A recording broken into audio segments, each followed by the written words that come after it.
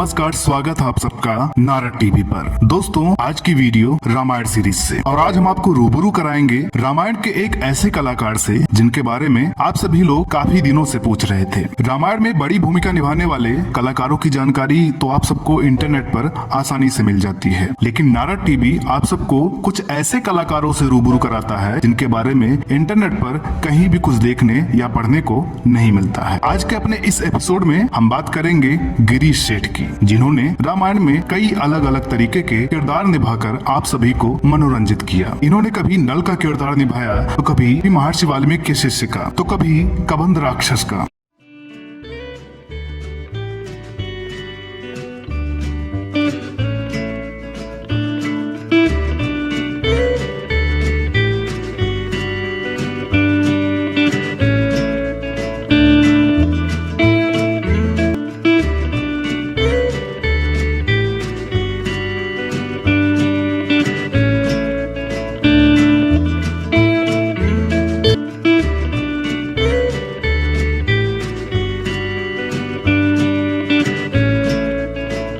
रामायण में इतने सारे किरदारों को निभाने वाले गिरीश सेठ की निजी जिंदगी कैसी है और माया नगरी में इनका सफर कैसा रहा, आज के वीडियो में हम यही जानेंगे। बीच बीच में हम उनसे फोन पर हुई बातचीत के कुछ अंश भी सुनाते रहेंगे। गिरीश जी का जन्म हुआ था 1962 में मथुरा के वृंदावन में। इनके पिताजी इंदौर में पान मसाला की मार्केटिंग करते थे। कुछ समय बाद इनका पूरा परिवार इंदौर चला आया। अपने माता पिता की 5 संतानों में गिरीश जी सबसे बड़े हैं। तो शुरू में तो क्या, मैं भी वो पान मसाले के क्षेत्र में ही काम करता था। जब स्कूल में पढ़ता था तब वो इसमें नाटकों में काफी रुचि रहती थी मेरी, तो वो 8वीं में स्टेज वगैरह पे भाग लेता रहता। अभिनय का शौक इन्हें स्कूल में होने वाले नाटकों से उत्पन्न हुआ। इनके परिवार में दूर दूर तक किसी का भी अभिनय के क्षेत्र से कोई नाता नहीं था। सो गिरीश जी के पिताजी भी चाहते थे कि ये बड़े होकर या तो सरकारी नौकरी करें या फिर मेरे काम में हाथ बटाएं। धीरे धीरे समय बीतता गया। गिरीश जी 25 साल के हो चुके थे। इसी बीच इनका ग्रेजुएशन भी पूरा हो चुका था, लेकिन अभिनय का जुनून अभी तक इनके मन में जस का तस बरकरार था। आखिर एक दिन इन्होंने अपने पिताजी से कह ही दिया कि पिताजी, मुझे एक्टर बनने मुंबई जाना है। अगर कुछ हुआ तो ठीक, नहीं तो 5 साल के बाद वापस चला आऊंगा। पिताजी थोड़े चिंतित हुए, लेकिन इसके बाद उन्होंने अपनी सहमति दे दी। ये बात है सन 1985 की। गिरीश जी अपने सपनों को पूरा करने के लिए सपनों के शहर मुंबई चले आए। मुंबई में इनके एक बचपन का दोस्त रहता था, वहीं पर इनके रहने खाने का इंतजाम हो गया। कॉलेज में एक फ्रेंड पढ़ता था, राजू आहूजा करके। अच्छा, मतलब आज भी फ्रेंड है मेरा वो। वो बॉम्बे में शिफ्ट हो गया, तो ग्रीटिंग ये अपना स्टेशनरी लाइन में है।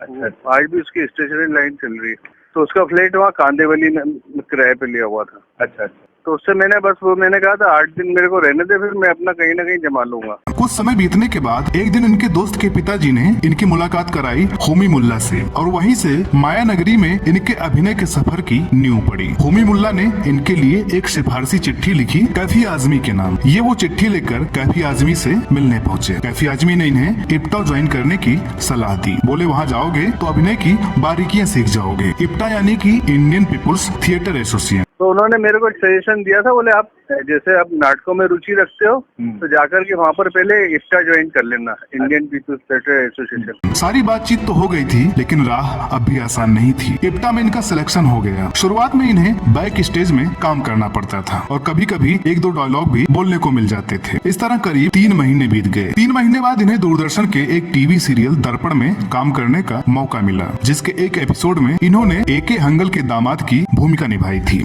और सबसे पहले तो मैं जाता था तो मेरे को सबसे पहले रोल मिल गया था दर्पण के अंदर। तो उसमें वो A.K. हंगल का दामाद बना था। हालांकि उसमें डायलॉग तो कोई नहीं था, लेकिन कैमरे के सामने आने का इनका सपना पूरा हो गया। इसके बाद रामानंद सागर की विक्रम और बेताल शुरू हुई, जिसमें इन्होंने कई छोटे मोटे रोल किए। यहीं पर इनकी मुलाकात विजय काबिश से हुई। वही विजय काबिश जिन्होंने रामायण में भगवान शिव की भूमिका निभाई है। विजय काबिश ने कहा कि आगे मैं आपको अच्छे रोल दिलवाने की कोशिश करूंगा। उसके बाद फिर विक्रम बेताल। अच्छा, विक्रम बेताल में छोटे छोटे रोल थे। फिर रामायण शुरू हुई, तब उन्होंने बुलाया। बोले, रामायण में आओ। बोले तुम छोटे छोटे करने में है ना, वो हिचको मत। और इसके अंदर मैं तुम्हें कोई ना कोई डेफिनेट एक अच्छा रोल दिलाऊंगा। कुछ दिनों बाद जब रामानंद सागर ने रामायण बनानी शुरू की, तो विजय काबिश ने इन्हें बुलवाया। बोले कि सागर साहब रामायण बना रहे हैं, आओ तुमको मैं कुछ अच्छे रोल दिलवाता हूँ। शुरुआत में इनको छोटे मोटे रोल मिलते रहे, कभी गाँव वाले की भूमिका तो कभी पहरेदार की, मगर डायलॉग बोलने का कोई मौका अभी तक नहीं मिला था। उसमें ही शुरू में छोटे छोटे रोल करता रहा कि उनने कहा भैया आज हवलदार बन जाओ, तो हवलदार बन गया।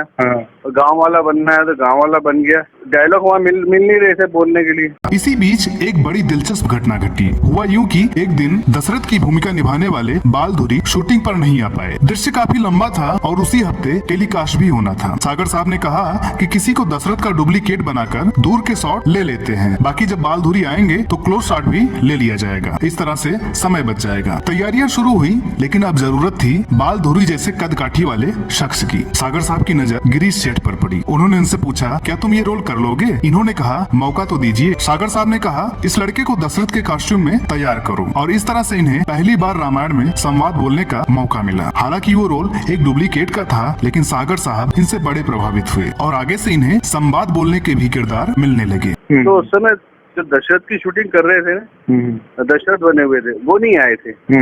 तो उस समय मेरी कद और काठी और दशरथ से मिलती जुलती थी, तो एक दशरथ का डुप्लीकेट का रोल मिला उसमें। मतलब लॉन्ग शॉट में मैं ही बैठा हुआ हूँ, फिर क्लोज दशरथ जी आए तो उनके क्लोज में डायलॉग शूट करके फिर दोनों को एडिट करके मिक्स कर दिया। तब लोगों ने देखा, बोले यार ये बच्चा इतनी अच्छी तरह कर रहा है, इसको अभी तक कोई अच्छा रोल क्यों नहीं दिया। इसके बाद इन्हें रोल मिला गंधर्व पुत्र का। वही गंधर्व पुत्र जो पहले कबंध राक्षस रहता है, जिसे भगवान राम ने मारकर उसे उसके श्राप से मुक्त किया था। इस दृश्य में उन्हें करीब 2 पेज की डायलॉग बोलने का मौका मिला। तो उसके बाद फिर ये था कि फिर एक गंधर्व का होता है, गंधर्व जो एक राक्षस रहता है, उसके हाथ बड़े लंबे लंबे रहते हैं।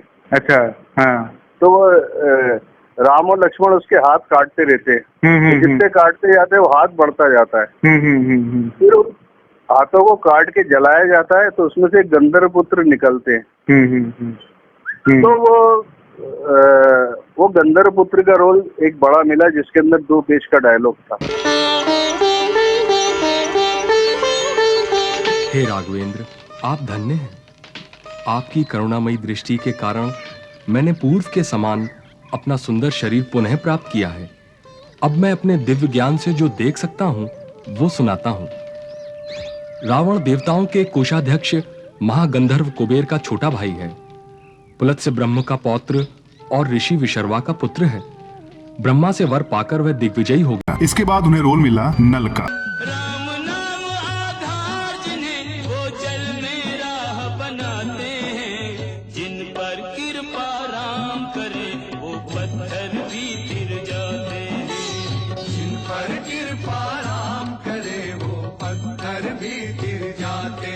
नल का किरदार तो चलता ही रहा। बीच बीच में इन्होंने और भी कई छोटे मोटे रोल किए, जैसे रावण के दरबारी का किरदार या फिर किसी राक्षस की भूमिका। और उसी समय फिर वो नल और नील में के अंदर वो नल का सिलेक्शन हो गया। रावण के दरबार में अंगद अपना पैर जमाता और उसके पैर हिलाने का था, उसमें भी वो रावण के दरबार में वो जो उसके दरबारी बैठे रहते, तो जब अंगद का पैर हिलाना रहता है तो जाकर के पहला पैर में ही हिलाता हूँ। अच्छा। गड़ गयो खम्भ हमारो, हिम्मत हो तो याहे उखारो, अंगद बीच सभा में ठारो, बोले राम जी की जय।